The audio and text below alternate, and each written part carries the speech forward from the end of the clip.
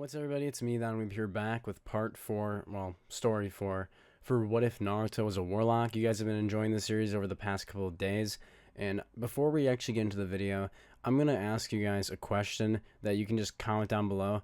I just want to know, would you rather that I post one series consecutively for like 5 parts at a time, and then switch to another series and do 5 parts at a time, so I'm still doing different series and not like doing just one series at a time, but more frequently for that series? Like, cause I can do that. I mean, it's about the same as me doing 5 weeks of videos. It's just what I usually would do is a different series every day, so that's some variety. But I can just spam one series 5 days a week for like 5 weeks, and then you'll have the same amount of videos for each series. So if you really prefer that, then we can do that. So just, hit me up. Say, Weeb, I want 5 days in a row, or Weeb, give me that variety like you usually do, like how you've been doing it for, most of your time. Anyway, sorry for taking your time. For anyone who is new and has stuck around for this minute, thank you for one. Second, just make sure to go up here to the top upper right hand corner, and there'll be a playlist with the first all the way through to the 3rd part, now including this 4th one, which has all of the details, everything from the first half so far of what I've done, so you guys can actually catch up to the story, get to where we are now, and get to this newest part. Anyway, this series has been going pretty strong, so I'm enjoying it a lot. I'm definitely looking forward to all the things I want to do. I think you guys have been catching some things too. Catching some things, some unique stuff I've been working on. This is my first fan fiction what if, really. The closest besides this one that's like a fan fiction is like What If Naruto Was in Re:Zero. And that's like, even still, that still follows the plot of another anime. This is the first original story that I'll be posting on my channel, like that's completely written by me. It still takes place in the Naruto world, but it's all there. This never happened in any manga or any anime or anything. This is all just me taking the situation completely fanfiction road from like pretty much the start. Anyway, I hope you guys, I hope that's a style you like, and if not, just, let me know. Anyway, the next series after this, if you guys do decide to vote this, will probably be either What If Asuka was Meliodas' son, or What If Subaru was Sukuna's vessel. So you guys gotta pick that, and then after that, it will be either Genshin Impact Naruto or Pokemon Naruto, probably. That's probably how it's looking, but yeah. I can guarantee I'm going to be trying to put more parts out for this series specifically, because I've been having so much fun with it. That's pretty much all I got for you for updates and things like that. Just enjoy the video. Have a good one.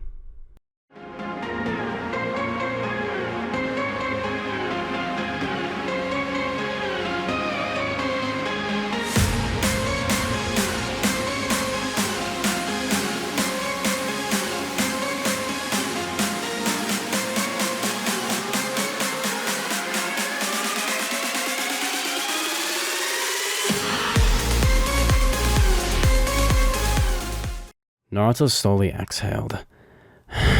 As he freed the oxygen out into the night air, it would cool down incredibly fast, creating a frost-like fog, blowing out of his mouth and then floating up until it disappeared.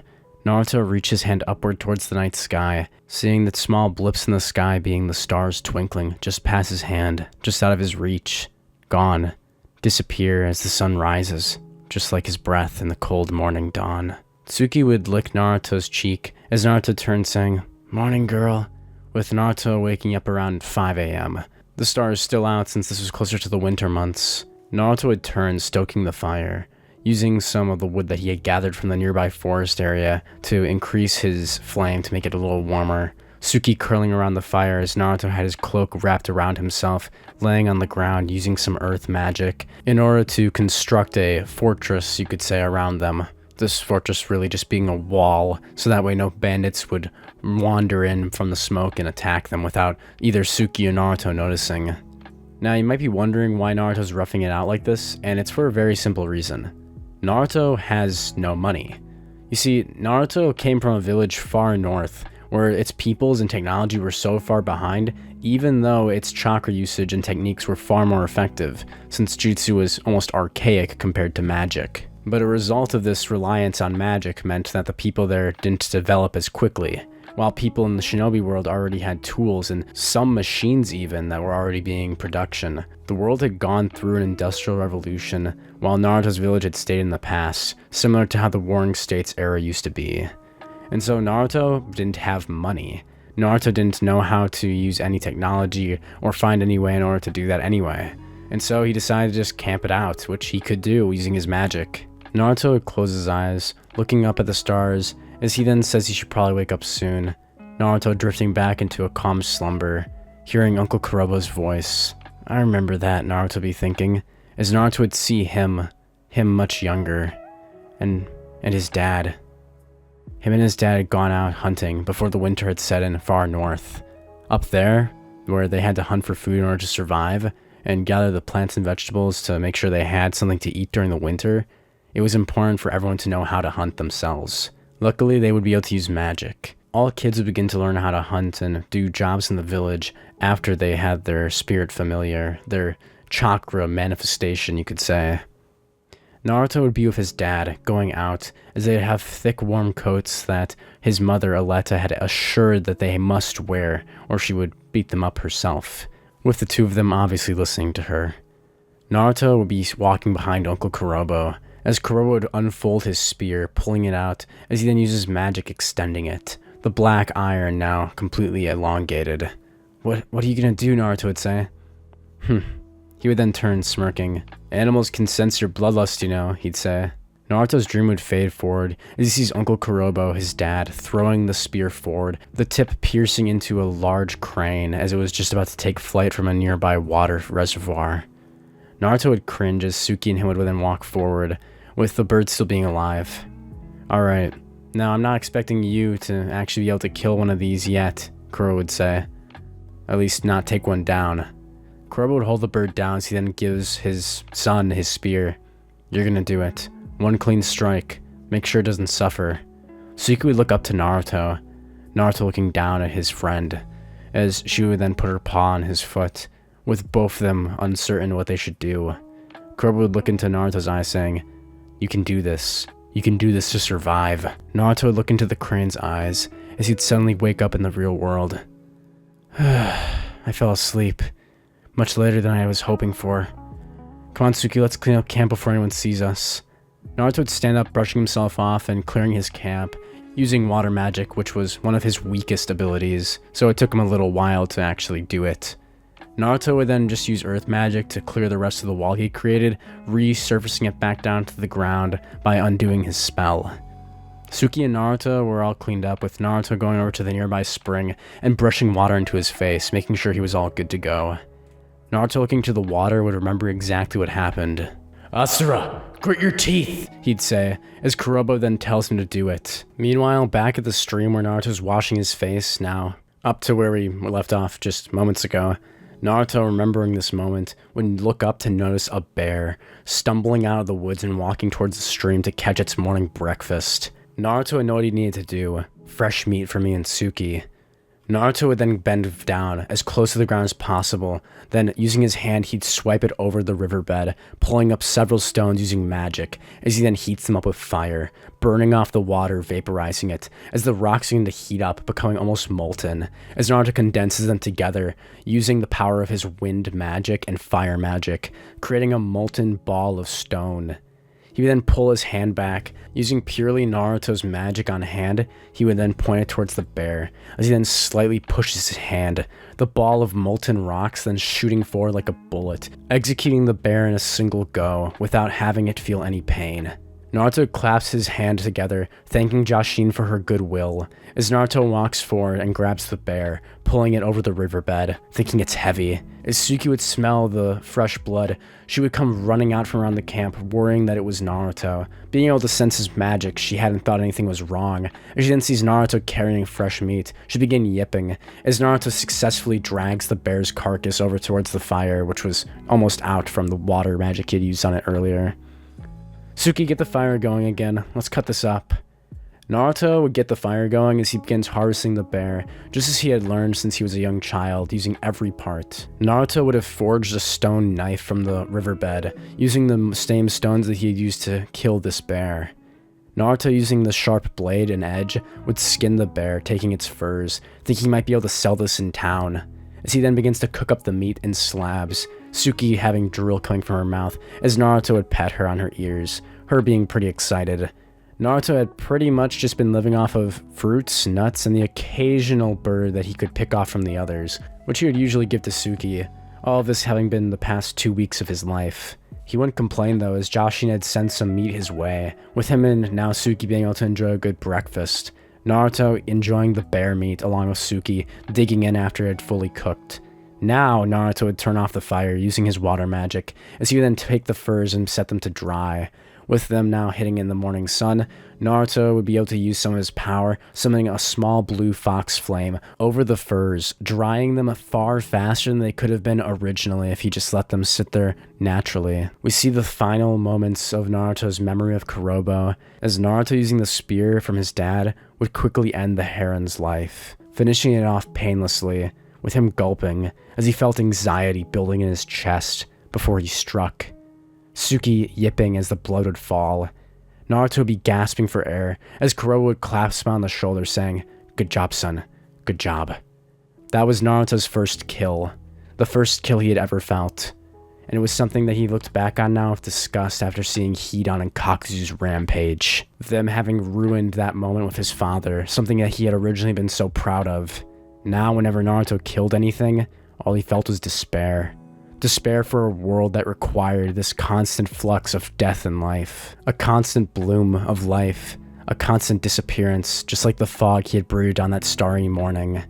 With Naruto now focusing back on the moment, he and Suki would then begin to walk towards town, with Naruto's furs that he could actually now sell to try and get some money. Naruto would have a small idea of how to do this, considering he had been in the Leaf Village for a bit of a while, with Kushina teaching him a few things about it while he was there. Money being one of them when he tried to get ramen from this really good-looking shop one time, and Kushina had to end up paying for it. He felt really bad after that. Naruto, feeling that he was still drowsy, would then slap his cheeks as he and Suki would finally arrive at the town gate, it bustling with people with stalls on the sides, just like it was the other day when he had found that old perv.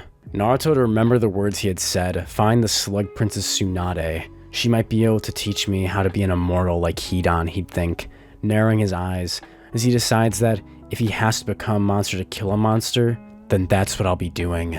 Naruto, shaking this off, would then walk into town, Suki then waiting behind since Naruto didn't want to expend any more magic right now. Naruto, having his own magic pool, wouldn't be nearly as large as when he had Suki by his side. However, he could still manage by himself. Suki be waiting in the forest outside the gates of Yagakure, as Naruto began to sell his wares, at least as best as he could, offering people furs in exchange for money. People would obviously be confused with Naruto basically being a street salesman when a kind lady would finally turn to him, just a random stranger, explaining to him that if he really wanted to sell something, then it would be in his best interest to head towards the merchant side of town. Naruto had not thanking the lady as he apologizes, bowing before running off. Naruto finally making it there would be breathing out heavily, seeing pure capitalism going on around him. Naruto, being the country wilderness boy he was, would be a bit out of his element, you could say. Naruto would have learned about the Ryo from Kushina, and he would obviously have none of it. With him trying to apply for a merchant's card or whatever it was so he could sell these damn bear skins. Was it really so hard? With him struggling and arguing with this guy for several minutes, Naruto's about ready to blow a gasket. Suki able to sense his tension. She was growling, ready to go in there. Naruto had finally calmed down with a kind older merchant man walking up and patting him on behind, saying he'll buy the furs off of him for a cut discount. Naruto had turned tears in his eyes, saying, "Really?" The guy would step back before taking a step forward, deciding that he'll educate this kid. "I'll buy all 5 furs for 5 ryu." This obviously being a ripoff. The merchant guild member behind would try and say something, but as they meet their eyes, they would silence themselves. Naruto still confused by this. Is this some sort of test? Naruto could practically taste the tension in the air. 5 ryu was nothing for those skins. It would at least be worth buying for 30 ryu for 5 bear skins, especially of such fresh and high quality, but Naruto wouldn't know that. Naruto is incredibly intelligent. As I've stated before, he's a genius when it comes to magic. But when it came to actually knowing the price of the market, Naruto had no idea, so he'd take the deal. The guy, while he's about to hand in the 5 Ryu, Naruto obviously not resisting, would then stop, pulling the Ryu back. What's wrong? Naruto would ask, with Naruto confused as to why he's stopping the trade. The merchant would open his eyes, looking to Naruto with this look of pity. Huh? Naruto would think. What's wrong? Naruto really not getting it. This would be when the man would ask, "What's your name, kid?" It's Naruto. Naruto would reply back. "You may call me Izumi," he would say, "but my true name is Shimura Izumi." "Mr. Izumi?" Naruto would ask. Why aren't you buying them anymore?" Naruto would say. Did I do something wrong?" Naruto just being a 14-year-old kid, this guy could obviously see he was far from home, also his attire being so weird. This would be when Izumi would explain to Naruto saying, "Let's take a walk over here." Naruto following him, trusting him since he didn't feel like this guy was bad. Izumi would explain to Naruto to watch with him as they look out into the busy crowded streets of Yagure. This town used to be dead only a couple of years ago. Did you know that? Yeah, I knew, Naruto would say. What about it? Look around now. You can see the business is booming. This town is between 2 of the great nations, so of course it's going to have a lot of travelers between here, such as yourself. What did I offer you for those bear skins, kid? 5 Ryu, Naruto would say, and there's 5 skins, so what's wrong with that? Naruto would ask. Izumi would turn to Naruto, explaining that if you really just accept things as readily as that, you're going to get taken a lot by merchants. Our whole goal as merchants is to make as much coin as possible, pull as much Ryu from your pockets. Then how much were these worth? Naruto would say. 30 Ryu. Naruto would be looking at his hands, never having truly been the best with calculations. That's over 6 times what I offered you, and that's the lowest market price. Naruto would be shocked. He hadn't felt that the guy was lying at all when he said he'd offer him a discount price of 5 Ryu. He wasn't lying. It's over 6 times the discount of the cheapest possible price. The man would hand Naruto 30 Ryu, taking the furs off his shoulders. Naruto would be looking at the ground, realizing how naive he was. I thought I could take on the world of power alone. Izumi would turn around before walking away, his gray slacks now meeting up to the rest of his collared shirt, as he turns to the kid. If you ever feel like you want to learn more about this, and you want to actually be educated about what you're doing, not falling on your feet like a moron, Naruto would be gritting his teeth saying, I know that! But before he could say anything else or get mad, this would be when Izumi would reach his hand out saying, Come to Shimura Trading. I'll teach you everything I know. Something about you just makes me want to help you, he would say. Naruto would look up for the first time, feeling truly not uncomfortable in this place packed with people with so many things he had never seen before, things he could have never dreamed of back in his life at the village of Alabasta. Naruto looking up would greet Izumi's eyes for the first time, locking them in eye contact as Naruto had truly seen him for the first time. A long, teal-haired man with light blue eyes, his hair pulled back into a tight braid, then wrapped like a bun. As I said, I am Izumi Shimura, and I'm also the owner of Shimura Trading Company, the 3rd largest owner on this side of the continent. Is that why the guild register looked so scared when you came by? Naruto would say. Oh, you noticed that? They thought I was probably trying to go after them or something. Anyway, I've never really felt like doing anything good for anyone before. I had to claw my way to the top too. But seeing you, I just feel like giving you a hand. Stop on by if you want. I leave for the Land of Fire in the next several days though, so if you want to truly learn, then you're going to have to dedicate yourself. Naruto would gulp as the man would walk away, looking down at the pouch of Ryu he now held. Naruto then putting it into his bag, as he then walks out of the merchant's part of town, out of the city, and back to where Suki was hiding. Suki, having felt the negative energy that Naruto is displaying, disappear. Suki would wonder what's wrong, as she then runs up to Naruto, running around his legs. Naruto looking down. Naruto would have been given a helping hand, but why did he feel so useless? He wondered if this is what it felt like. If this is what it felt like for his parents, to be useless. To have nothing they could do in the face of that absolute power of Hidan. Naruto, thinking back on this, would realize they did do something. With his mom having used Kuros to save him, that was her final wish. Not to beat them. They really just wanted me to live. Naruto would smile, finishing the memory from the start of our story, with his dad teaching him about the value of life. His mom, when he brought back that bird that day, helping him, teaching him what to do, as she helped her son not waste any part of this magnificent creature, a creature that by necessity they had to slaughter. Naruto, learning all these things, would remember that his parents had wanted him to live. Naruto would gulp, telling Suki that he's going back, as Naruto runs off into town, asking for directions to Shimura Trading Company. I'm gonna do it for you, Mom, Dad, Suki. I'll learn how this world works. I'll not only get revenge on Hidan, I'm going to live. I'm going to see everything this world has to offer because I survived. Let's do this, Naruto would say, having a genuine smile on his face for what felt like the first time in years. Naruto feeling a bit of sunshine falling on him, with Naruto realizing that his parents didn't regret their choice. If they did, they wouldn't have saved him and they would have died together. They didn't want him just to get revenge on Hidan. They didn't want him to live his life like that. They wanted him to live, to have a good life. And part of that life, Naruto would think, is finding every possible means, every way that I can to kill that man, to kill Hidan. And after that, I'll enjoy everything I can. I'll see everything that they couldn't see. I'll be what they couldn't be. I'll live all the dreams of all of the kids in my village, Naruto would say. I'll do it for them. Naruto would turn, suddenly feeling a chill, as he felt hands on his shoulder. Naruto could swear, almost like he turned around and saw everyone rooting for him. Naruto would turn, not letting this get to him, knowing that it's them looking upon him with favor, as Naruto then runs off, looking for Shimura Trading Company. What Naruto didn't realize was those two piercing cold hands weren't just his parents and his family looking down upon him. It was a warning, as two people would be entering into the city. They'd be hiding under cover, but as we can see deep on their coat pockets, they would have Anbu masks on them. More specifically, Anbu masks from the Hidden Leaf Village. Naruto would rush through the doors of Shimura Trading Company, gasping for air as he asks if Mr. Izumi is there.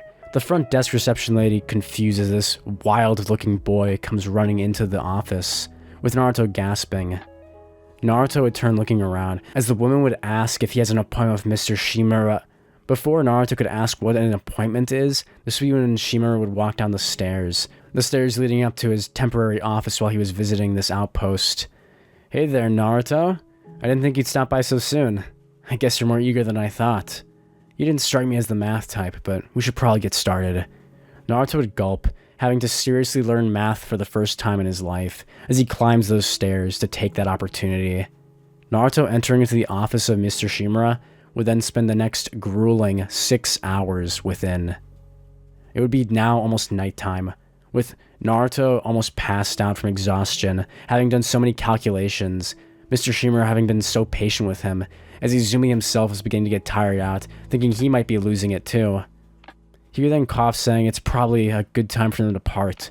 Naruto having done multiple calculations, having seen all the market prices and market drops and worth of different products, Naruto's head was spinning, having to learn all of this new information.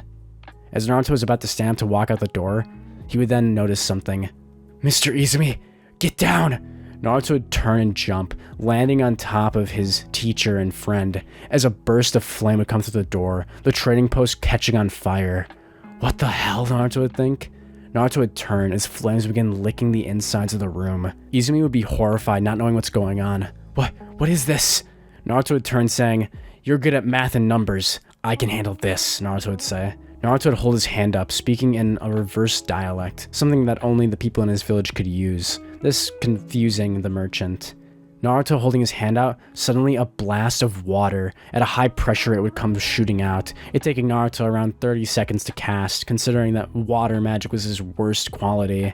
Naruto using the water would put the flames out, using wind magic to enhance the water, and also push oxygen away so the flames would die out quicker. The entire trading post having been mostly saved except for the starting point of the fire.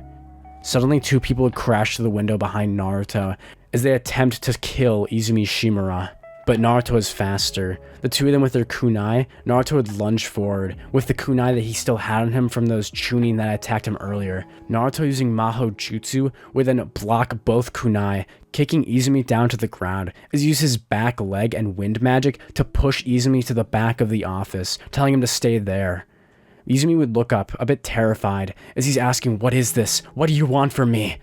As Naruto would be blocking the two kunai, the Anbu would say nothing, as they then pull out knives from their feet, kicking the back of their boots trying to slash Naruto with poison. Naruto would dodge back, using his defensive taijutsu-like techniques to evade them. Suki knew that her master was in danger, as she starts running towards town, even at the dead of night. Suki with her silver gleaming fur would cause people to freak out, as she finally arrives after a couple of minutes of Naruto fighting them off and defending them from killing his friend, that she would arrive. "Suki!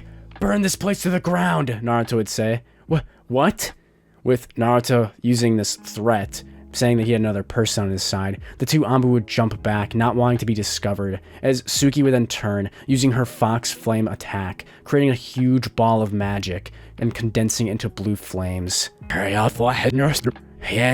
Naruto would use a spoken cast. Using this invocation, it would send a wall of blue flames, even bigger than what his dad had used back then, completely eradicating the Anbu. These Jonin level shinobi having been wiped out from Naruto's magic, the blue flames disappearing into the night as the entire town would be terrified. Izumi would have no idea what's going on, as Naruto turns asking, "Do you know who that was?" Izumi would gulp, saying, "It must have been someone who has it out for me," he'd be thinking. "I don't think the other two top-tier trading companies would do this, but I'll have to find out." "Naruto, thank you for defending me. I'll make sure you're paid for this. For now, I have to check my sources. I'll have to find any information I can. Luckily, the store wasn't harmed too badly. We can probably repair it in the morning." "Oh, no need," Naruto would say, as Naruto would use a magic spell, having to use another invocation, draining his mana, as Naruto would then use several different types of magic, effectively creating a wood-style mock, using water, sun, and flame. He would eventually use earth as well, conducting this life-growing experiment of magic, as Naruto would create wooden boards, then attaching them to the now broken locations of the glass, fixing up the shop to a point where at least it wouldn't be more further damaged by the morning, damaging his friend's reputation. Naruto would turn saying, "It'd probably lower your prices, am I right?" Naruto would say. I guess you learned something from our 6 hours of studying. You're an awful student, I hope you know that," he'd say, smiling. Meanwhile, back at the Leaf Village a couple of days later, almost a week, Danzo would hear that his bastard son had survived. Damn it. What happened this time? I sent 2 of our highly trained Anbu from the route there. What could have happened? The locals that we asked, that we interrogated, all said that there was a big burst of blue flame. It completely took them out. We can't even find any remain— Silence, Danzo would say. Danzo would look down, not pleased. It had been rather recent that Danzo had become aware of a certain thorn in his side. A certain person who had risen to negotiable amounts of power. Considering that prostitute's son was now a merchant, and a pretty big one at that, Danzo didn't want this stain on him or on the Anbu. This being from his flirtatious days during the ends of the Second Great Shinobi War, before the third one had started. Danzo was trying to wipe out his son, with Izumi Shimura having no idea that his father was a shinobi or in the Leaf Village. Izumi would have no clue as to why he'd be targeted. He hadn't done anything so illegal that someone would try and kill him. Would they? Izumi wouldn't know. But for now, he'd be content that Naruto would be there, impressed with his strength, realizing that this kid has some feats himself that maybe he could learn a thing or two from. And so the two would become closer friends, with Izumi thanking Naruto for protecting him by rewarding him with 3,000 Ryu. Are you sure, mister? He'd say, with Naruto taking the huge sack of cash, with him saying it was nothing. Actually, this is a little small. This is all that we really have on hand that I can pay you without putting this post out of business until I can get more Ryu in. I hope you can accept that for now as my temporary bodyguard while we continue your lessons. Naruto would gulp, thanking him, as he would deposit Suki to trust over their wallet fund for travel funds, with Naruto spending the next week before Shimura would leave, training in the capitalistic arts, learning how to be an effective merchant. Naruto would actually master some of the math, with Izumi being a great teacher and just as intelligent as his bastard father. Naruto would thank Izumi for everything, a carriage and a cart coming into town, with him now having some actual guards from the trading company there, some shinobi he himself had hired. Izumi would thank Naruto for protecting him, with thankfully no incidents having happened during the past couple of days, that being the times where the Anbu hadn't yet found the remains of their previous comrades. Naruto would be thanked by Izumi profusely, as Izumi asks again once more if Naruto is sure he doesn't want to come with him. "I'd always love to hire you to my company," he'd say. "You'd make an excellent bodyguard." Naruto would smile as he looks down, thanking Izumi for everything he's taught him, as he then says that they will meet again someday. "But I have my own journey." Izumi would nod, as instead of patting Naruto on the shoulder or head as he was about to reach for him, he would then hold his hand out, as Naruto smiles, holding his hand forward, reaching for a handshake. Naruto would then see the trick, as Izumi was trying to pickpocket him immediately with his handshake. Naruto would quickly grab his hand, saying, "I knew you were going to go for that," he'd say, as instead Naruto would pull out Izumi's wallet. Clever. "You're not so bad, kid. I'll see you on the other side."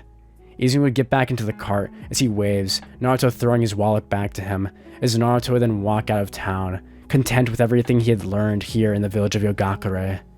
"I may not have learned much about Hidan, but I've made some friends, and I have a new goal. Our next journey, Suki, is to go find the Slug Princess Tsunade. I've been getting a little soft from all this studying. I gotta get some training under my belt," Naruto would say, smiling. "And thanks to Mr. Izumi for being so generous, we have quite an amount of money now. So, Suki, that means you can eat meat more often even if I can't find anything for us." Suki would now have her tongue sticking out as she then licks Naruto's hand, Naruto being happy too. Happy, huh? Naruto would reflect on himself again. Naruto would see the image of his family dying, Hidan's laughs echoing in his mind. "I can't let it get me down forever," Naruto would say. "I won't become stronger like that. I have to be like them." Naruto remembered everything his parents had taught him, everything he'd learned. Just because he was an outsider in his own village, because he was the only one with blonde hair, didn't mean that he couldn't be a great mage. "I'm going to make them proud. I'm not going to go bad and turn into some bad guy like Hidan. That asshole. I'll never be like him," he'd say. "I'll find my own way to power. I'll find my way to beat him. And when he's on the ground begging me for mercy, I'll smile one last time and say, 'Sorry, but you're going to be the one dying.'" Naruto, relishing this moment in his mind, would then look up, his confidence in himself and his path having been resumed, as he and Suki would pack up their bags, everything ready to go, as Naruto would now continue his journey on to search for the Slug Princess Tsunade. If you guys like this part for What If Naruto Was a Warlock, make sure to hit the like button, comment down below what you thought, and subscribe to my channel for more videos like this from me. This part had a lot of action and also some interesting world lore developments, because, you see, I'm actually treating this as realistic as possible, and Naruto came from effectively a village in the middle of the forest, so it makes sense that he doesn't know what money is. So I really wanted to cover some topics like this, as well as him being a country boy and not really comfortable with the city. I think this really helps build his character a lot, as well as help build out the relationship he had with his parents, since I really want this to be a fully fleshed out story for you all. And I really enjoyed writing this part. This is possibly one of my favorites yet. It had a lot of action, it had a lot of story, and we also got some developments with Danzo, which is something that I wanted to cover in this, since I think it's a perfect place to highlight some of the side characters that Kishimoto didn't really focus on as much in the original story. But yeah, keep supporting this series, and I will keep making more parts, because this is some of the most fun I've had writing for a video in so long. So I hope you guys enjoyed that. I'll see you guys in the next one. Goodbye.